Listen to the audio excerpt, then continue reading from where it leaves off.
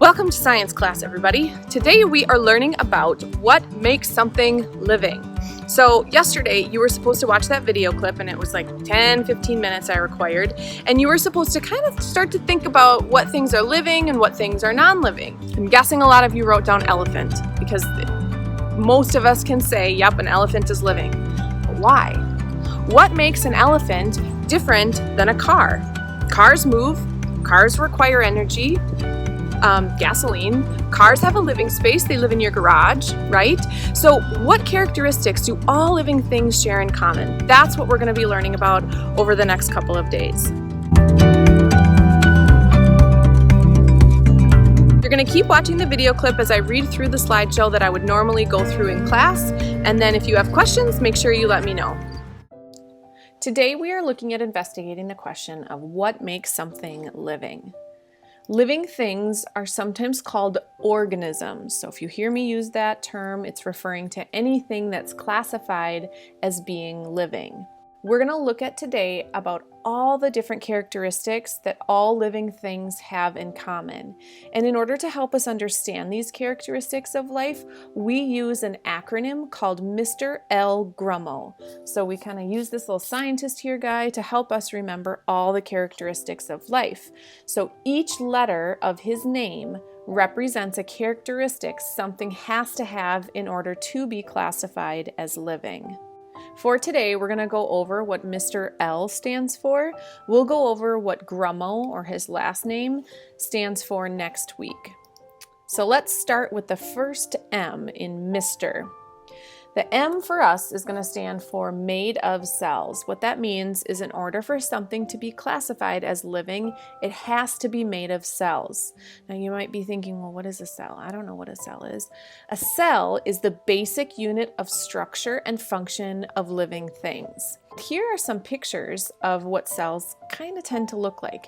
They come in all different shapes and sizes. So plant cells, like the picture in the upper left-hand corner, kind of tend to be more rectangular, and you can see little green dots in it, which are called chloroplasts that gather sunlight.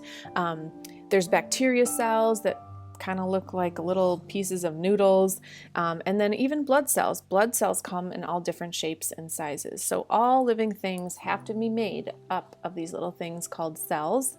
Things can be classified as multicellular or unicellular. Multicellular is when a living thing is made of many cells. That word multi in multicellular means many. So if you think of something that's multicolorful, that's something that has lots and lots of colors. So all of these pictures here are things or organisms that have many cells. Unicellular organisms are organisms that are made of just one cell. These guys are usually small and not very complex. So if you take a look at those pictures, they all just, they look kind of simple. They're not super complex. You're not going to find eyes or ears or different organs and a heart or lungs in any of these creatures because they're just made of one teeny tiny little cell. Again, the word unicellular, if you break it apart, UNI stands for one, or that's what uni means, one. So like if you ride a unicycle, it's a cycle with one wheel. Or if you have a unibrow, that means that instead of having two eyebrows, you've got one that's kind of connected in the middle. So uni means one cell. Inside of a cell, there's a bunch of different tiny little parts that kind of make the cell function. Some, not all, but some cells have a smaller part called a nucleus. A nucleus is responsible for controlling the whole entire cell. It's kind of like the brain of a cell. And a lot of times you can point out the nucleus because it's usually kind of a darkened circle like shown in those pictures. If a cell has a nucleus, it's called a eukaryote, or a eukaryotic cell. Some of these words kind of sound long and super complicated, but I promise you'll get the hang of it. So again, a eukaryote is a cell with a nucleus. A prokaryote is a cell that does not have a nucleus. So if a cell does not have a nucleus, it is called a prokaryote or prokaryotic cell. How I remember this is pro rhymes with no. So pro, no, nucleus. The R, or the first R, stands for reproduces. So all living things, in order to be classified as living, have to produce offspring, which is a fancy science word for children or babies, that are similar to itself. There's two types of reproduction, and we're not going to go into the details of reproduction right now, but there's two types. Asexual reproduction is where only one parent cell is required, and it divides to form two organisms that are identical to each other. So in the upper right-hand kind of corner of the picture, it's showing one bacteria cell copying itself, or like kind of think of it almost as like cloning itself, and splitting into two new cells. The bottom picture is of an organism called a hydra. This guy usually lives in like water. And so it starts out as one organism, and when it wants to reproduce, a new organism will just start to grow off the side of the parent organism. So if you can see that little foot looking thing kind of towards the bottom, that's actually a new, brand new hydra that's growing off the side. And when it becomes fully grown, it'll just kind of pinch off at the base and then like swim away. So kind of crazy.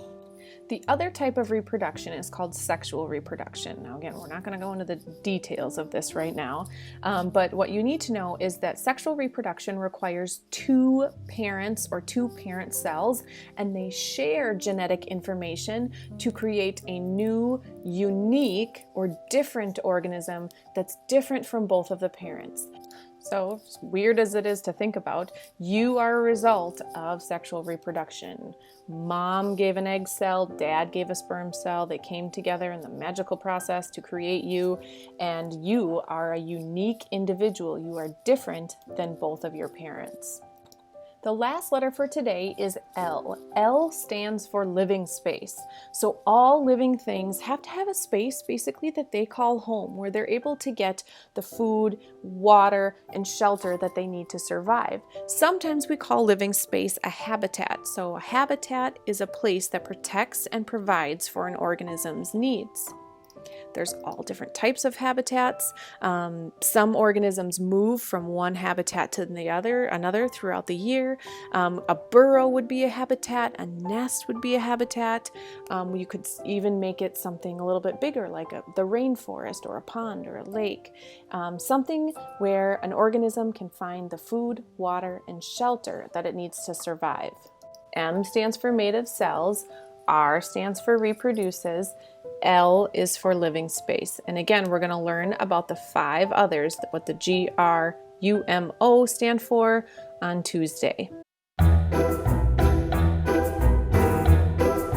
Oh God, there's a little squirrel. I have an audience. There's a little squirrel watching me right now. Like Snow White.